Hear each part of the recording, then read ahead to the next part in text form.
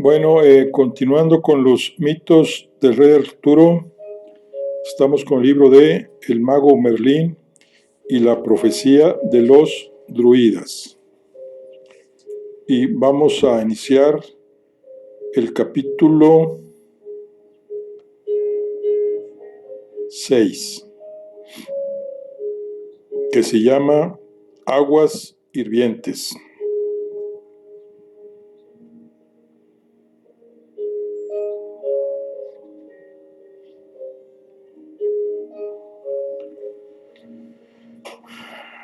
La mañana del octavo día, Pendragón y Merlín cabalgaron hasta las inmediaciones de la muralla, amparados por una bandera blanca y escoltados por Sir Cedric, Sir Gawain y 4 caballeros más. A la vista de la enseña, los defensores cesaron su actividad y Sir Cudwin, que comandaba la guarnición de la ciudad, se asomó a uno de los torreones que flanqueaban la puerta principal, dispuesto a parlamentar. «Rendir la plaza, noble señor», dijo Pendragón, «y prometo que la vida de sus moradores será respetada. Sumad vuestras filas a las nuestras para combatir a los sajones que avanzan desde el este, pues ellos son los verdaderos enemigos de cuantos habitamos estas tierras».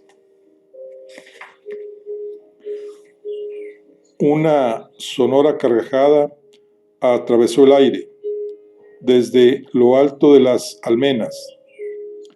«Jamás escuché propuesta más disparatada», voceó Sir Cudwin. «¿Por qué habría de deshonrarme de tal modo? Me debo a mi juramento de lealtad, al igual que mis hombres, y el mismo Vortigers se encargaría de desollar vivos a quienes osaran huir abandonando su puesto. ¿Qué fuerza tenéis, además, para negociar? Nada. Los muros de la ciudad pueden resistir meses vuestros envites, y ambos sabemos que no contáis con tanto tiempo. ¿O acaso pretendéis amedrentarnos con vuestro brujo, al que ahí veo junto a vos? Muchos cuentos he oído sobre él, mas os advierto que nada podrán sus vulgares trucos contra las defensas de esta ciudad milenaria. ¿De verdad el druida es cuanto tenéis? Me insultáis, señor. Guardaos vuestra clemencia y rogad más bien porque muestre algo de ella cuando sea llegado aquel al que habéis desafiado tan imprudentemente. Vos lo habéis querido así, pero sabed y haced saber a los vuestros que mi propuesta sigue en pie», dijo Pendragón antes de azuzar a su caballo para dar media vuelta y retirarse, seguido de los demás. «Niñato petulante, dentro de pocos días habremos acabado con estos engreídos», masculló Sir Cudwin desde la torre. A su espalda, sin embargo, las palabras de Pendragón comenzaron a correr de boca en boca, como un murmullo entre las gentes de la ciudad. Extramuros, no todos los jinetes de la pequeña embajada regresaron hasta el campamento de los invasores. Cuando se hubieron situado fuera de las flechas, fuera del alcance de las flechas enemigas, Merlín detuvo su montura y descalvó con agilidad. Portaba un largo cayado en la mano derecha. el mismo con el que Pendragón y los suyos lo habían visto anteriormente cuando apareció de la nada en el desfiladero. Sir Curwin ya iba a regresar al interior de la fortaleza cuando varios de los centinelas apostados en el adarve lo alertaron de que Merlín había descabalgado. Situado en un punto de la pradera, equidistamente de las murallas y el campamento, el mago había abierto los brazos y los había alzado sin dejar de sostener el largo bastón. Tenía los ojos cerrados y movía los labios. De ellos brotaban palabras pronunciadas en una lengua arcana, hiladas unas con otras en una extraña danza repetitiva e hipnótica. Bir Sulius, Duis, Doet, Difried, Wis Hachen, In, Eish, Do, Tunchakad, Sulis, diosa sabia, madre de las aguas, muestra tu poder. In, Richard, Green, Ata, Broins, Na, Talhains, libera la fuerza que anida en las entrañas de la tierra. Anail, Blaid, Aya, Rins, Chin, A, Cruchach, Ana, Yule, el aliento cálido de lo que todo lo puede y lo que todo lo crea y lo destruye. Vid, Sulis, Duis, Doet, Difrich, Wigash, Sulis, diosa sabia, madre de las aguas. Poco a poco, y como había sucedido días atrás en el desfiladero, el firmamento se tornó tenebroso y comenzó a soplar con fuerza el viento, arremolinándose en torno a la capa del druida, que permaneció impertérrito en el centro del torbellino, con los ojos cerrados, repitiendo su invocación. Sobre la planicie, la luz adquirió una cualidad extraña y la atmósfera, repentinamente cargada, se preñó de inminencia. Dos fogonazos estallaron tras el mosaico de oscuras nubes, iluminando el cielo, y uno de los guardias apostados en el adarve gritó de forma instintiva, llevándose las manos a la cabeza. «¿Pero qué demonios?», dijo Sir Cudwin, que se había asomado de nuevo a la alamena. Al otro lado, detrás del druida, también Pendragón y sus nobles consejeros contemplaban con el corazón en un puño lo que acontecía, mientras el viento arremolinaba sus cabellos y los hombres comenzaban a agolparse a sus espaldas en desordenada formación, presa a un tiempo de la curiosidad y el temor.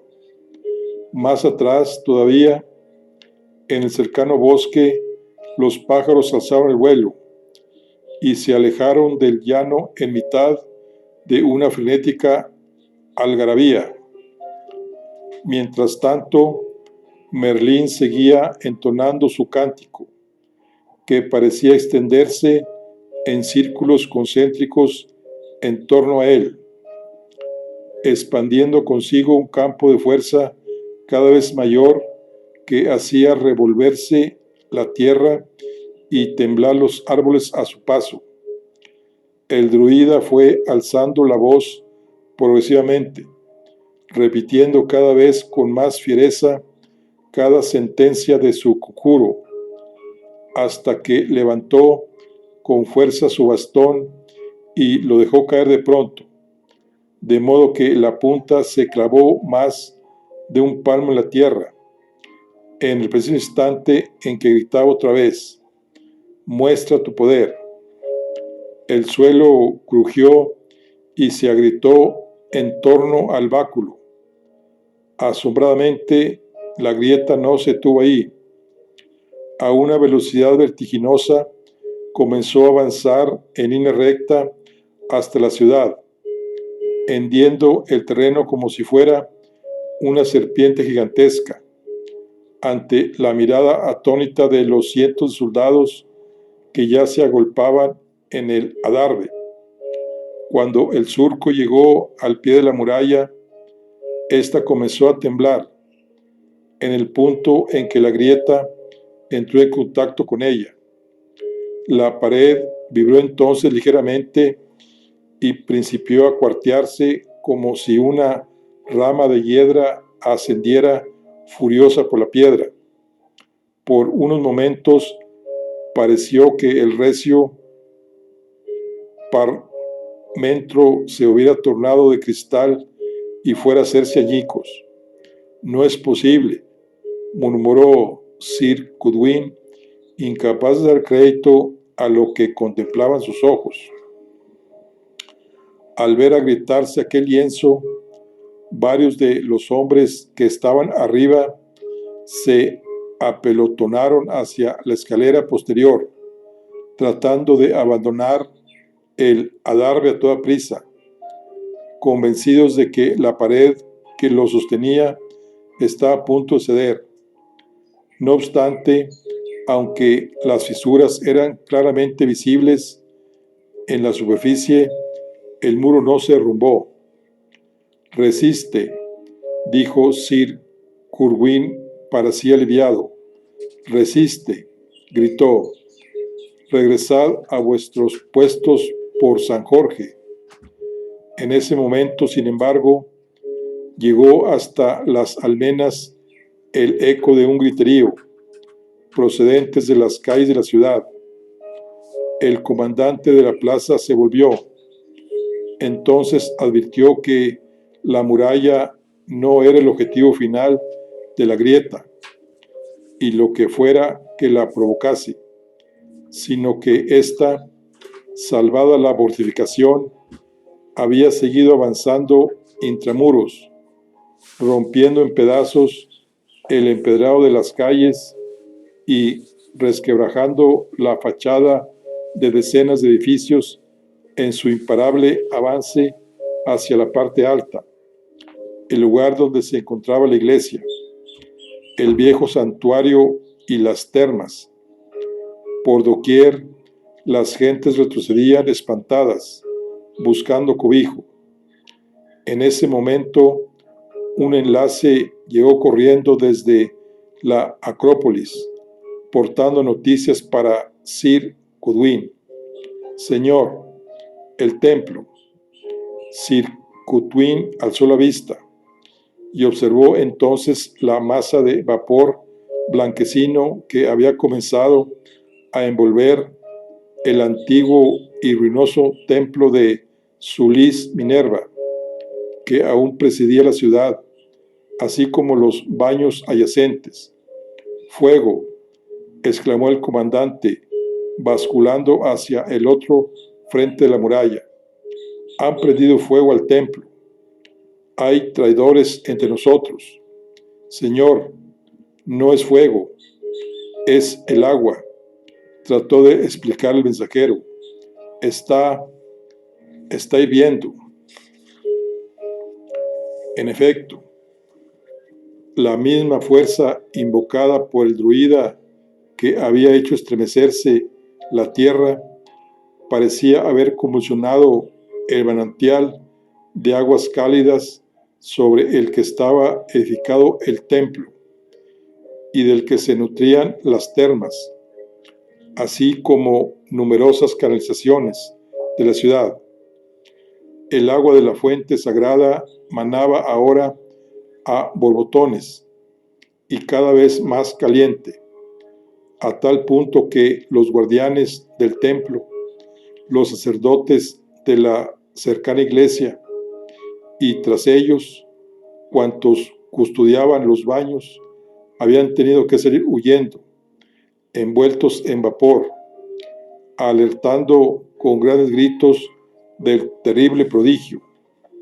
Muy pronto, todo el complejo semejó un caldero ardiente y burbujeante, al tiempo que el agua amenazaba con rebosar las piscinas del atrio porticado y los conductos. Al poco también, en distintos puntos del subsuelo, las canalizaciones sometidas a aquella furiosa presión terminaron por romperse, y el agua hirviente comenzó a brotar con violencia en altas columnas de líquido y vapor, algunas en mitad de las calles, sembrando el terror entre el gentío que corría despavorido de un lado a otro, temiendo un nuevo escape a cada instante. Fue entonces cuando un sirviente, uno de entre los muchos que escapaban en busca de refugio, reparó al azar la vista en un nuevo portento. «La diosa», gritó, «los ojos de la diosa». Todas las miradas se dirigieron entonces a la estatua de Sulis Minerva, que precedía la entrada del templo. Entre el vapor, sus glaucos ojos de piedra brillaban. Los testigos enmudecieron al contemplarlos inmovilizados, como si ellos mismos hubieran quedado convertidos en estatuas. No tardaron en escuchar voces en otras calles y casas, sin embargo, que anunciaban el mismo fenómeno repetido en las esfigies de la diosa que todavía adornaban algunos edificios, transformadas ahora por los monjes cristianos en representaciones de su Virgen. Pero era un poder mucho más antiguo que el que los hijos de Luperca atribuían a Minerva, el que se asomaba al rostro de la divinidad, quien había tomado prestados a su vez los rasgos de una diosa anterior, infinitamente más primitiva. «Brujería», proclamaban a voces llevándose las manos a la cabeza. «Milagro», gritaban otros, postrándose en el suelo, mientras los clérigos del Dios único trataban de levantarlos a la fuerza y les dirigían toda suerte de improperios. La confusión era absoluta. Afuera, en la explanada, los sitiadores asistían entre estupefactos y desconcertados a lo que tan solo podían intuir. «¿Qué demonios está sucediendo ahí dentro?», murmuró Sir Cedric, al contemplar cómo el resto, las nubes que comenzaban a formarse sobre la urbe amurallada y el pánico que parecía haber cundido entre las guarniciones de las almenas, donde algunos sectores habían quedado desprotegidos. «Un incendio», exclamó Bliart, engañado por los vapores como antes lo había sido Sir Cudwin. «El druida ha prendido fuego a la ciudad. ¿A qué esperamos para atacar?», dijo, haciendo amago de avanzar, pero Pendragón lo detuvo con un solo gesto de su mano alzada, pues Merlín seguía laborando en mitad del torbellino bajo un cielo relampagueante del que sin embargo no caía una sola gota de agua. «Pase lo que pase, cumpliré mi palabra», declaró el pretendiente. Ante ellos, lejos de cesar, la ignota fuente de calor iba en aumento, de modo que el agua de las piscinas de las termas terminó por desbordarse y atravesar el atrio y el vestíbulo. Se precipitó escalera abajo, inundando la avenida principal y formando una riada tan mortífera como si fuera un río de lava. El propio río comenzó a bulir a su paso por la ciudad, haciendo crujir los puentes y los pequeños muelles fluviales. Finalmente también las canalizaciones que alimentaban el foso se vieron desbordadas por las aguas hirvientes, de manera que la ciudad quedó rodeada en 3 de sus 4 lados por aquella masa de líquido candente y vapor. Cuando los invasores contemplaron borbotear las aguas del foso, quedaron sin habla. La urbe entera parecía buir como un caldero de agua puesto al fuego. Por nuestro Señor Jesucristo, fue cuando pudo pronunciar Tadwain frente a la estampa inaudita que se ofrecía ante sus ojos. El aliento del dragón, murmuró Botulf, y los montañeses dieron un paso al frente, arrodillándose en el suelo, alzaron los brazos hacia el cielo, loando a su antigua diosa y pronunciando su nombre, Sulis, antes de inclinar la cabeza con respeto hacia Merlín. Bladud, dijeron uno tras otro, llenos de religioso temor. Bladud, Bladud.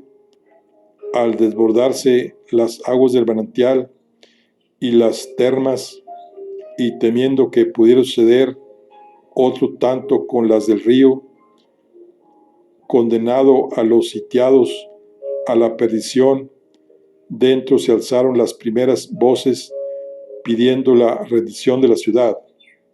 Rendid la ciudad, comenzaron a reclamar algunos. Abrid las puertas o pereceremos abrasados. Abrid las puertas. El grito empezaba a extenderse como un paróximo. El hijo de Constance prometió clemencia, clamaban otros. El grupo de vociferantes se transformó pronto en una muchedumbre, y ésta en una turba desquiciada que comenzó a avanzar imparable hasta la parte alta de la ciudad, hacia la muralla y la gran entrada principal, esquivando la avenida central anegada ya por las aguas y sumando cada vez más gentes al gentío que escapaba. Al ver aproximarse a la multitud, Sir Cudwin ordenó formar justo delante de las puertas de la ciudad a varias compañías de sus hombres para protegerlas con su vida si era necesario, e hizo lo propio con los arqueros que guardaban los lienzos frontales de la muralla. Defended la muralla, proteged las puertas, gritó desde el adarve, desbaratado él mismo por tener que dar aquella orden inaudita, dirigida contra su propia gente. Al encontrarse de frente con las picas disuasorias de la guarnición y advertir los cientos de flechas que ya los apuntaban desde el adarve, aquellos que encabezaban la marcha titubearon y trataron de detenerse, pero el empuje de los que venían detrás, y cada momento más numerosos, era demasiado fuerte, y fueron arrastrados hacia adelante. Las lanzas temblaron entonces en las manos de los guardias y los arcos en la de los arqueros, tan tensos como la cuerda de sus armas. Aquellos de los guerreros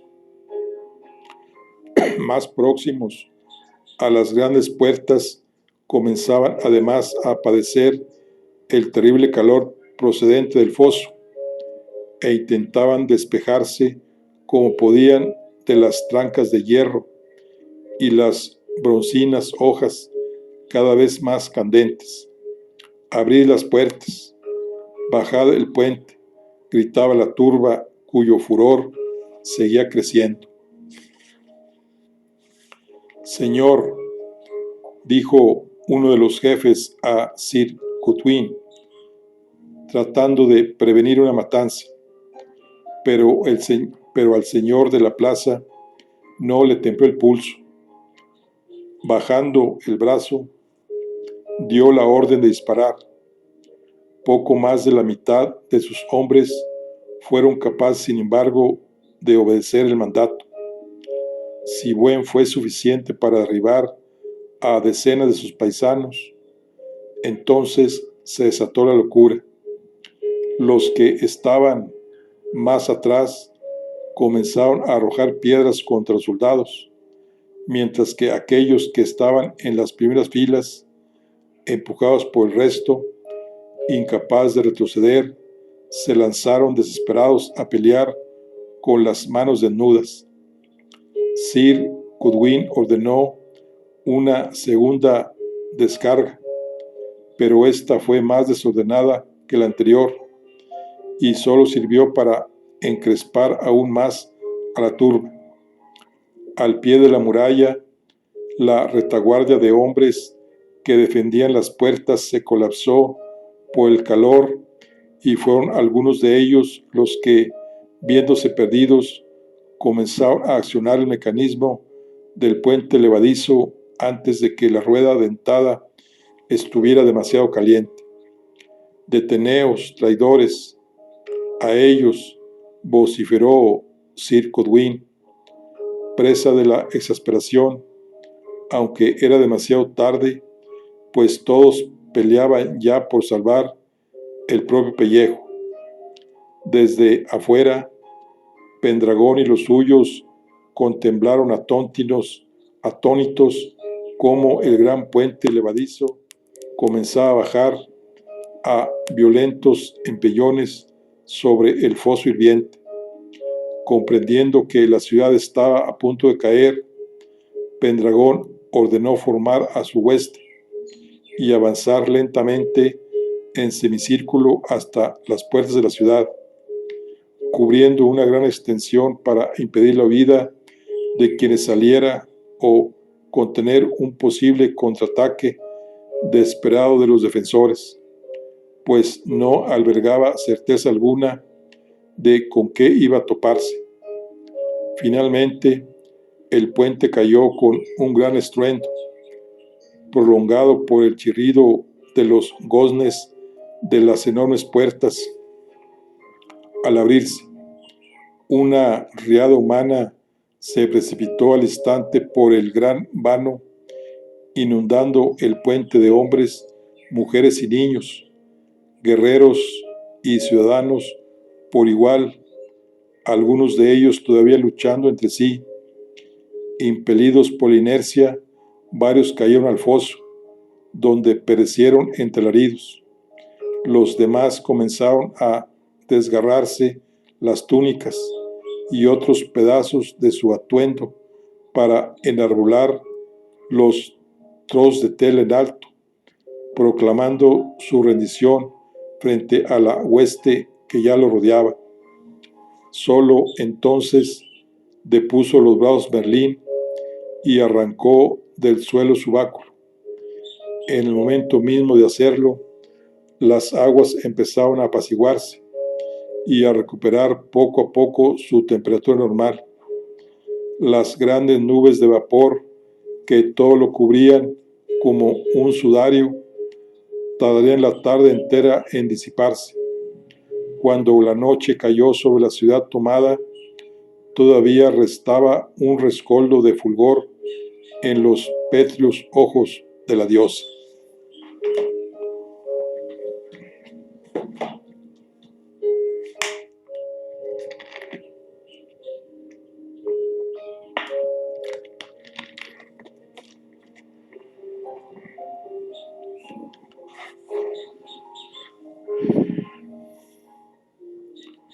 Las guarniciones de Vortigern, concentradas en Caer-Badón, fueron rápidamente desarmadas y el perímetro de la ciudad asegurado intramuros y extramuros.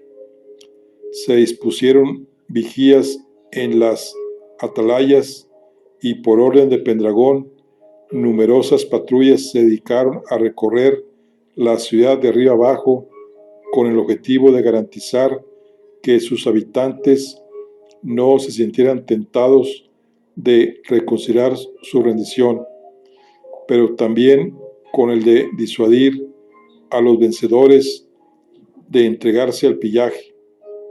Los quemados y heridos fueron debidamente atendidos y los montañeses de Botulf tuvieron el privilegio de acceder los primeros al antiguo santuario, donde las aguas templadas volvían a brotar serenas del manantial.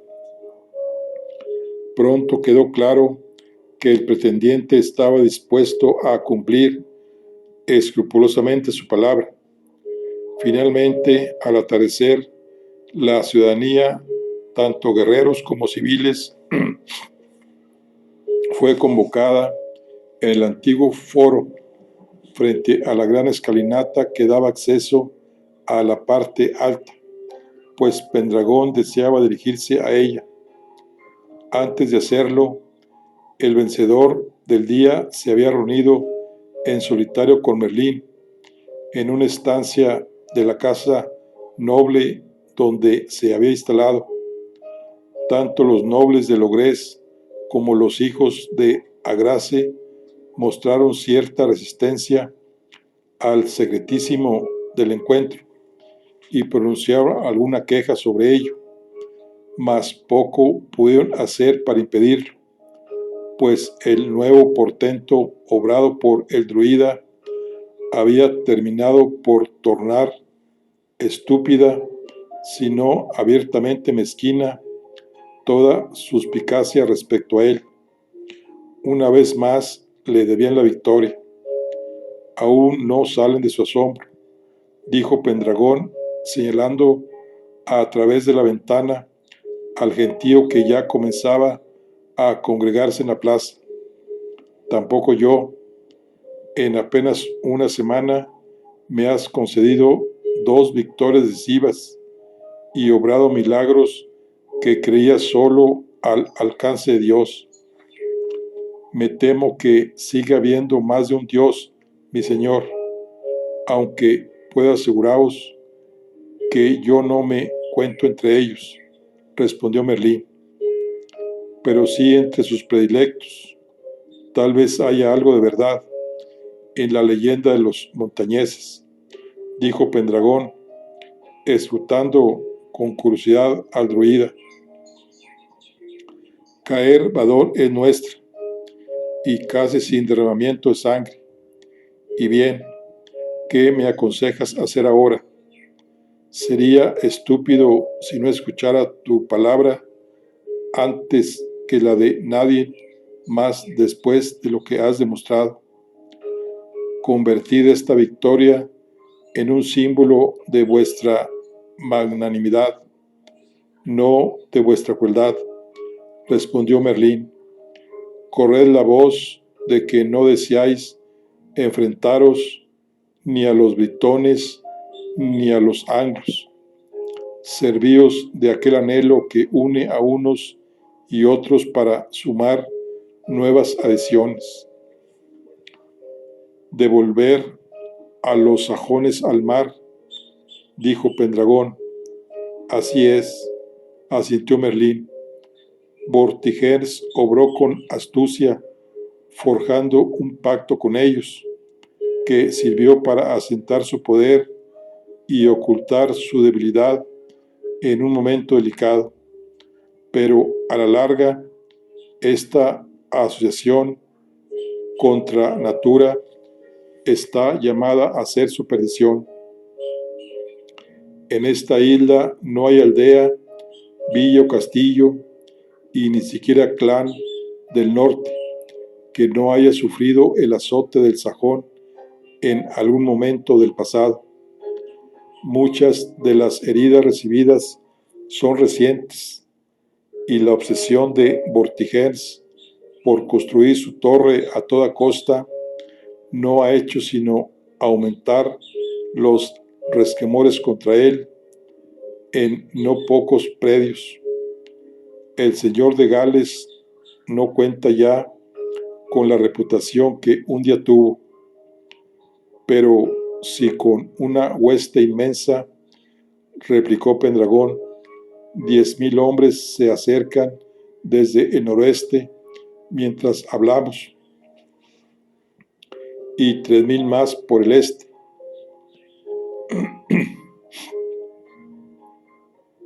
Si hacéis como os digo, lograréis sumar otros tantos a vuestras tropas antes del choque decisivo.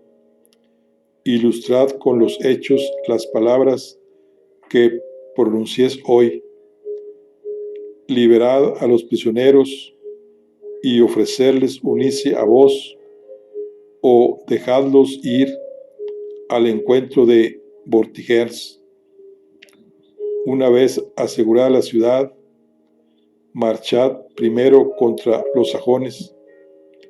Pensáis que así solo os debilitaréis frente a Vortigern, pero habéis de mirar alrededor. Si lográis derrotarlos, vuestra popularidad crecerá aún más, tanto entre los anglos como entre los britones. No importa a qué señor sirva, pues vos habréis sido el que se enfrentó al verdadero enemigo, no el que pactó con él y le regaló tierras vecinas. Sin el apoyo de los sajones ni de una parte de sus vasallos, el declive de Vortigern será inexorable, y también la tentación de unirse a vos, futuro rey de un Logres nuevamente fuerte. El principio de vuestro reinado puede comenzar hoy aquí, en Caer-Badón.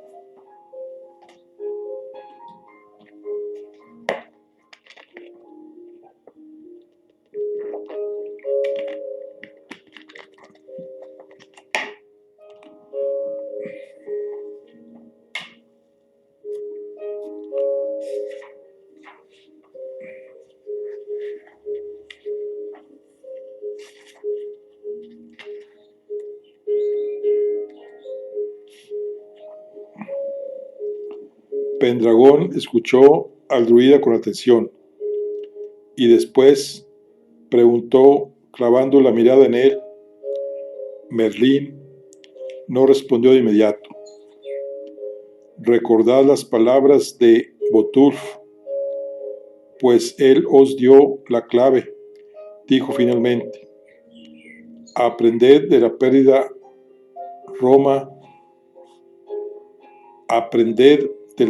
Roma a respetar las costumbres de vuestros súbditos para mejor gobernarlos, pero no os dejáis arrastrar por las ambiciones imperiales y sus oropeles, como le ha sucedido a Vortigern. La temperancia y la moderación de vuestro padre será vuestro mejor guía. Un prudente consejo de boca de un sabio consejero, no duda cabe, respondió Pendragón con un leve deje de amargura. Afuera, el ruido del gentío era cada vez mayor. La ciudad seguía excitada por tantos y tan inauditos acontecimientos. El pueblo de Caer-Badón y vuestros propios hombres os aguardan. No los hagáis esperar, apremió Merlín. Pendragón asintió, indicando con un gesto al druida que podía retirarse.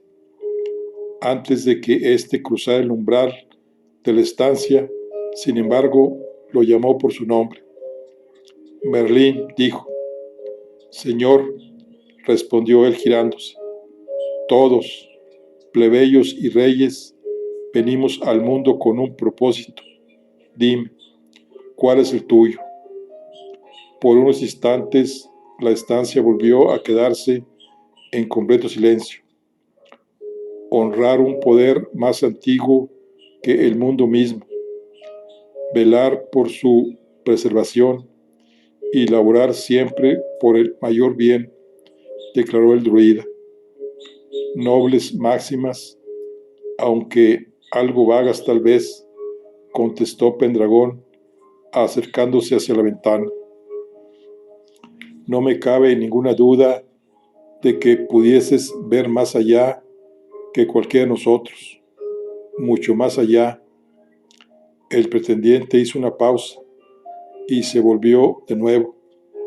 No te preguntaré cuánto has visto, pues estoy seguro de que no me lo dirías, pero sabes que sea cual sea el destino que me esté reservado, largo o corto, liviano o penoso, lo aceptaré de buen grado.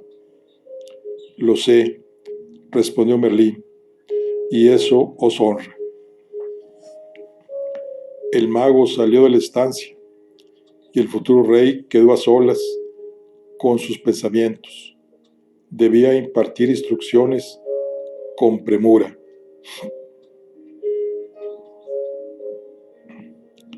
Sobre la gran escalinata de piedra se había dispuesto una tribuna de madera. Los pabellones de la casa de Constance ondeaban junto a ella. Hileras de hombres armados protegían el acceso al estrado, formado por los mismos escalones. Desde otra tarima, armada en un lateral y destinada a los notables, flanqueado por el señor de Kentrice y el duque de Wells, Uther observaba fijamente a su hermano. Más abajo, los caballeros cerraban los extremos de la gran plaza por 3 de sus 4 costados, enhiestos sobre sus monturas.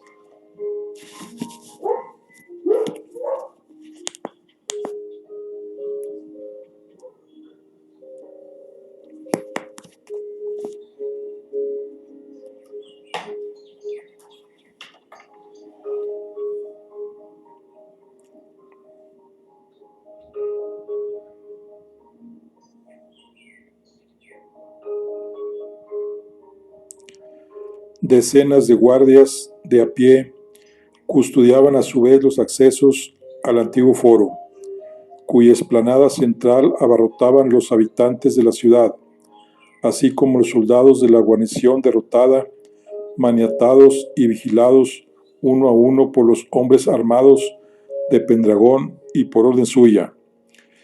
Cuando el pretendiente se acercó al estrado y tomó la palabra, la tarde ya estaba avanzada.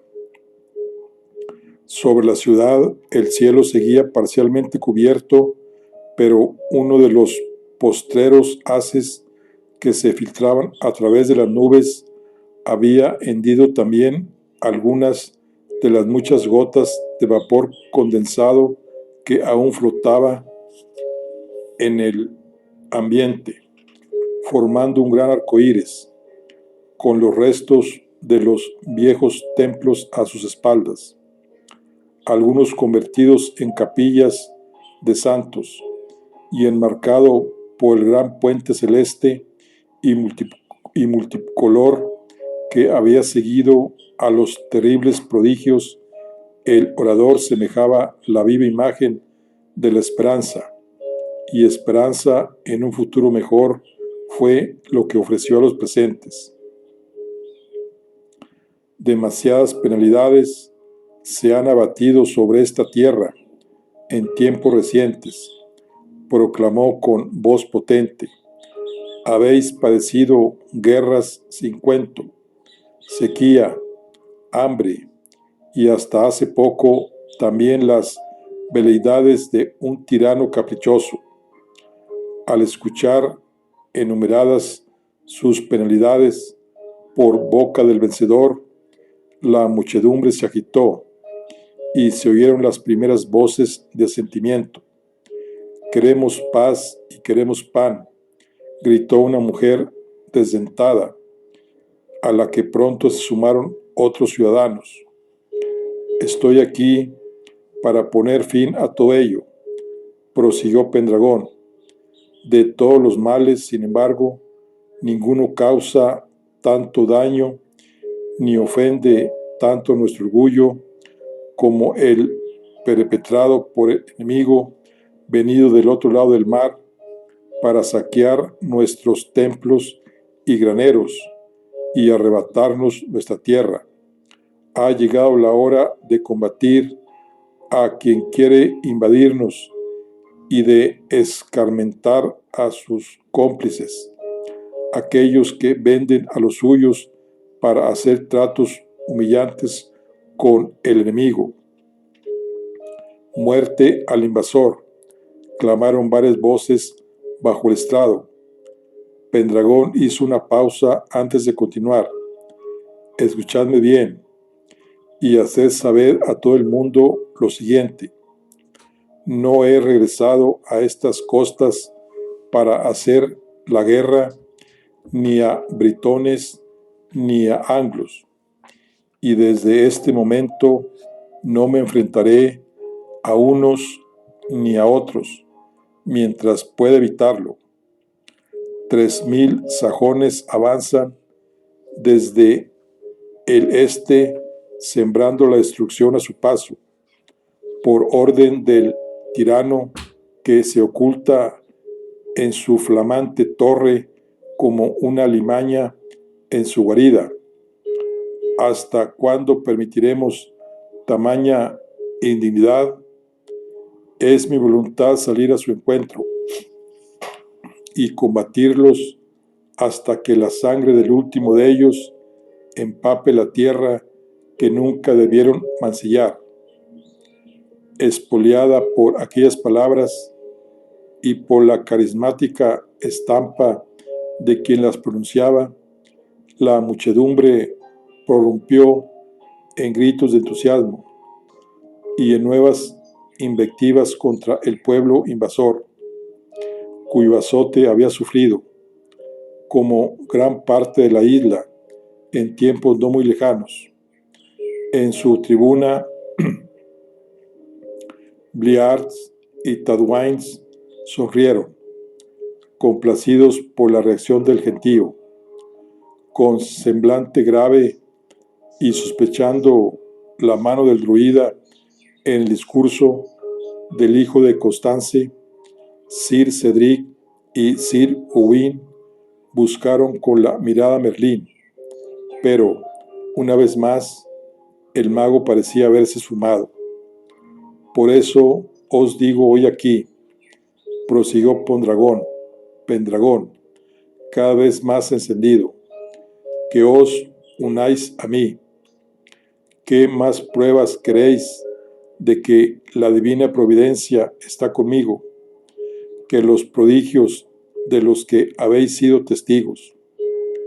Brujería, gritó un monje cristiano, pero la muchedumbre lo hizo callar, ahogando enseguida con sus voces las protestas del religioso. Muéstranos al druida, muéstranos al mago, gritaron otros, pero el pretendiente desoyó su petición.